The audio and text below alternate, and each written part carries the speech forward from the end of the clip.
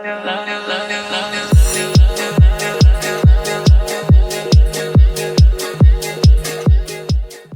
की इस वीडियो में हम लोग रिकर्सिव फंक्शन डिस्कस करेंगे। तो हमारे पास रिकर्सिव फंक्शंस होते हैं क्या? रिकर्सिव फंक्शन हमारे पास बेसिकली एक फंक्शन का अपने आप को दोबारा से खुद ही कॉल कर लेना रिकर्सिव फंक्शन कहलाता है। तो यहाँ पे मैं एक फंक्शन बना लेता हूँ जो क्या करेगा, फैक्टोरियल कैलकुलेट करेगा। फैक्टोरियल क्या होता है? किसी भी वैल्यू का फैक्टोरियल क्या होगा? अगर मैं 3 की बात करूँ, 3 का फैक्टोरियल होगा 3 मल्टीप्लाई बाय 2 मल्टीप्लाई बाय 1। ठीक है। और अगर मैं 4 की बात करूं तो 4 multiply by 3 multiply by 2 multiply by 1। यानी कि किसी भी वैल्यू का फैक्टोरियल 4 की अगर मैं बात करूं तो 4 से नीचे जितनी भी वैल्यूज हैं 1 तक सब वैल्यूज के साथ वो मल्टीप्लाई होगा। तो ये हमारे पास फैक्टोरियल कहलाता है। तो किसी भी वैल्यू का फैक्टोरियल हम इस तरह से कैलकुलेट करते हैं, अगर आप लोगों को नहीं पता था। तो यहाँ पे हम लोग एक ऐसे फंक्शन बनाते हैं और एक ऐसे फंक्शन के थ्रू इस प्रॉब्लम को सॉल्व करते हैं। तो सबसे पहले यहाँ पे रिटर्न टाइप मेंशन कर देते हैं इंटीजर, क्योंकि हमें एक इंटीजर को यहाँ से रिटर्न कराएंगे हम लोग। और उसके बाद हम लोग यहाँ पे बना लेते हैं फैक्टोरियल कैलकुलेटर के नाम से। और इसमें एक वैल्यू यहाँ से मेन फंक्शन से हम लोग पास करेंगे इंटीजर एफ वैल्यू करके हम लोग लेट से पास कर देते हैं।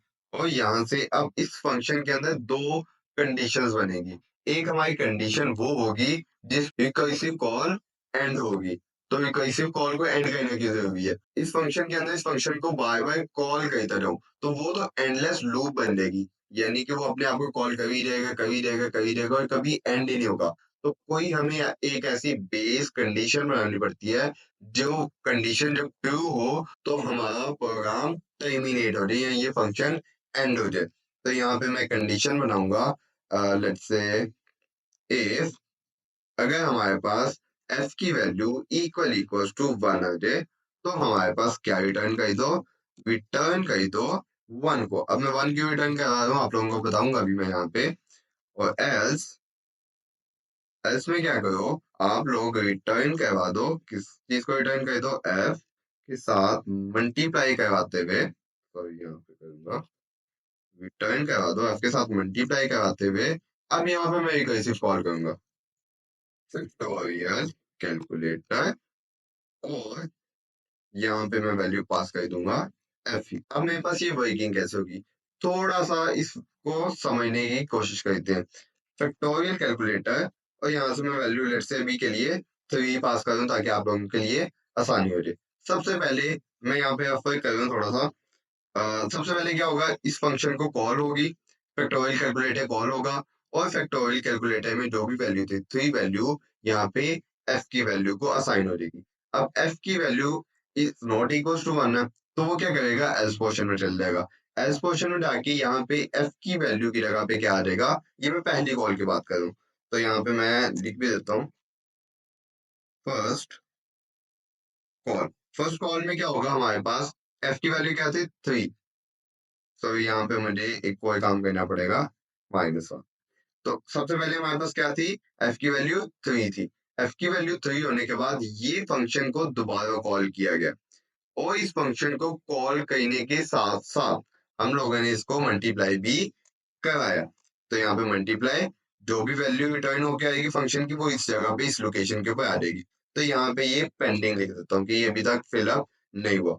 फिलअप होने से पहले एक फंक्शन कॉल हो गया फैक्टोरियल कैलकुलेटर के नाम से। और कौन सी वैल्यू पास होगी, 3 - 1, यानी कि 2 वैल्यू यहाँ पे पास होगी। तो मैं यहाँ पे सेकेंड कॉल लिख देता हूँ, कॉल। और सेकंड कॉल में क्या होगा, सेकंड कॉल में फिर से ये कंडीशन चेक होगी, f is equal to 1, condition false. Else में जाएगा, एल्स में जाके वो f मल्टीप्लाई बाय, यानी कि अब मेरे पास 2 मल्टीप्लाई बाय पेंडिंग। अब फिर से पेंडिंग, क्यों पेंडिंग, क्योंकि दोबारा से फंक्शन कॉल हो गया, सेम वही काम हुआ। अब यहाँ पे मैं थर्ड कॉल लिखूंगा, थर्ड कॉल। और अब क्या होगा, 2 - 1 वैल्यू, ये फंक्शन कॉल हो गया ना। तो यहाँ पे इतना हिस्सा अभी के लिए रुक गया, जब तक ये हिस्सा कंप्लीट नहीं हो जाएगा तब तक ये पोर्शन रन नहीं हो सकता। तो यहाँ पे हमारे पास ये फंक्शन रन होने के लिए 2 - 1 यानी कि 1 वैल्यू हमारे पास इस फंक्शन में दोबारा से पास होगी।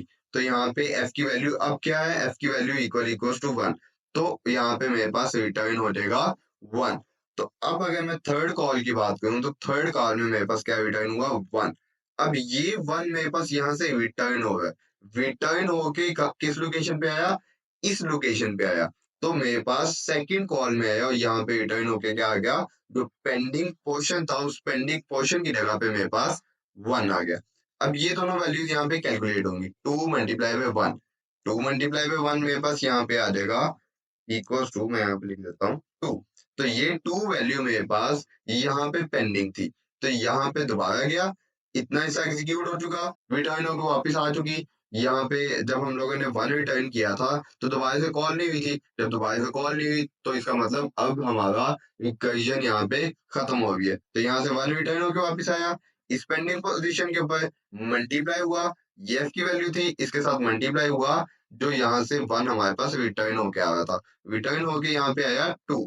अब ये 2 हमारा इस पेंडिंग पोजीशन पे चल जाएगा जो हमारी फर्स्ट कॉल पे रहता था, जब यहाँ पे f की वैल्यू 3 थी और इस फंक्शन को कॉल हुई थी, तब हमारी जो पेंडिंग वैल्यू आएगी थी वो वैल्यू रिटर्न होके अब 2 यहाँ पे आई है। तो यहाँ पे 3 मल्टीप्लाई बाय 2 यानी कि यहाँ पे आ जाएगा 6 इक्वल्स टू, ठीक है। तो इस तरह से हमारा रिकर्सिव फंक्शन जो है वो रन होता है। तो ये हमारे पास कोई कॉन्सेप्ट था इस चीज का, यहाँ पे इसको एक दफा रन कर लेते हैं, इस सारे को यहाँ से इरेज कर देता हूँ। तो आप लोगों को ये अच्छे से समझ आ गया हो। मैं यहाँ से इसे रन करता हूँ। सॉरी मैंने यहाँ पे सी आउट नहीं करवाया, रिटर्न वैल्यू करवा ली, लेकिन यहाँ पे मैं सी आउट नहीं करवा रहा। अब रन करता हूँ यहाँ से जल्दी से इसे, तो मेरे पास स्क्रीन के ऊपर 6 लिखा हुआ आ गया। इसी तरह से अगर मैं 4 भी पास करूँ तो क्या होगा, एक कॉल एक्स्ट्रा हो जाएगी, पेंडिंग एक वैल्यू मजीद हो जाएगी, यानी कि 4 दफा अपने आप को ये रिकर्सिवली कॉल कर लेगा। तो 4 में यहाँ से पास कर लूंगा, तो मेरे पास 4 पास होगा, कैलकुलेट होगी वैल्यू और all the stuff will be happens. तो मेरे पास यहाँ पे 24 का फैक्टोरियल रिटर्न होके यहाँ पे आ जाएगा। अब ये जो 4 है, ये 4 हमारे पास नंबर ऑफ कॉल्स नहीं है, इस चीज में आप लोगों ने कंफ्यूज नहीं होना। ये हमारे पास वैल्यू है, इसका हमारी कॉल से कोई लेना देना नहीं है। कॉल्स हमारी डिपेंड कर रही है हमारे सिनेरियो के अकॉर्डिंगली। अगर फंक्शन ना होता, हमारे पास एड अप करने का कोई ऐसा हमारे पास एक ऐसे फंक्शन होता, आप लोग खुद बना के ट्राई करना, एरे की सारी वैल्यूज को आपस में सम अप करने वाला कोई ऐसा रिकर्सिव फंक्शन बना के देखना, या ऐसा कुछ भी सॉर्ट करवाने वाला या कुछ भी करने वाला, आप लोग उस चीज को जब बना के देखोगे तो आप लोग देखोगे कि ये जो हमने यहाँ से वैल्यू पास की है, ये एरे या कुछ भी हो सकती है यहाँ से हमारे पास। तो ये हमारे पास एक वैल्यू भी हो सकती है, 2 भी हो सकती है, मल्टीपल वैल्यूज हो सकती है।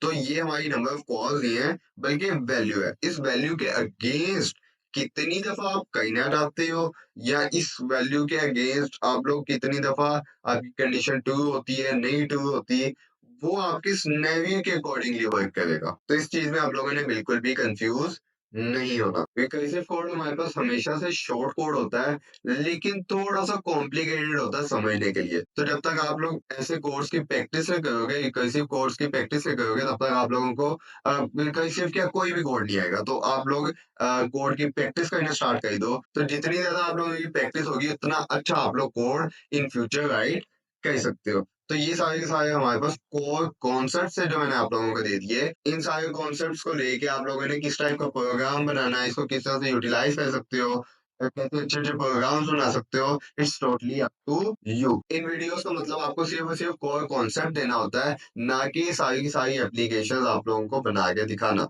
आपको कोर कॉन्सेप्ट पता चल गया, आइडिया पता चल गया कि क्या चीज कैसे वर्क करती है, अब उसको अपने सिनेरियो के अकॉर्डिंग किस तरह से चेंज करना है, ये आपके ऊपर डिपेंड होता है। तो ये थी हमारी आज की वीडियो, जिसमें हम लोगों ने रिकर्सिव फंक्शंस को डिस्कस किया, जिसमें हम लोगों ने वैल्यू पास की, फैक्टोरियल कैलकुलेटर बनाया, क्या किया उसमें वैल्यू पास की, वैल्यू पास करके कंडीशन, एक बेस कंडीशन बनाई, बेस कंडीशन वो कंडीशन जिसके ट्रू होने के केस में हमारी फंक्शन कॉल एंड होगी, और दूसरा हमारा केस आ जाएगा ये जिसके अंदर हमारी रिकर्सिव कॉल हो रही है बाय बाय। तो इस टॉपिक से रिलेटेड आपको कोई भी क्वेश्चन हो तो आप लोग कमेंट सेक्शन में मेरे से पूछ सकते हैं। That's it for today's lecture.